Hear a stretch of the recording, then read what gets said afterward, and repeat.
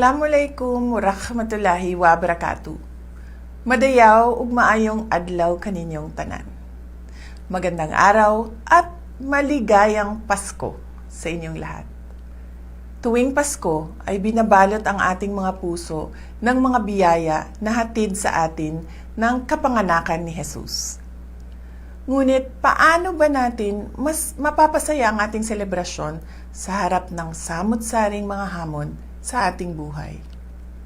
Mga kababayan, magiging mas makabuluhan ang Pasko kung ibabahagi natin ang mga biyaya ng Diyos sa ating kapwa, lalo na sa mga nahihirapan sa buhay, mga may karamdaman, mga ulila at walang tahanan, mga biktima ng sakuna at karahasan, at mga sektor na dumaranas ng kapabayaan. Sa kagandahan ng ating loob, nagmumula ang pag-asa at katatagan ng loob at pananampalataya.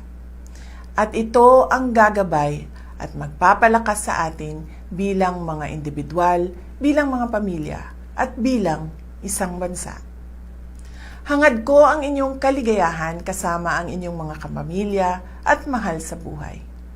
Lagi din nating ipagdasal ang biyaya ng kapayapaan at katatagan ng ating minamahal na bansa.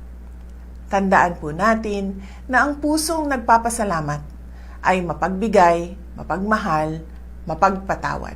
Mula sa kaibuturan ng aking puso, malipayong Pasko kaninyong tanan. Mahalin natin ang Pilipinas para sa Diyos sa bayan at sa bawat pamilyang Pilipino. Syukran.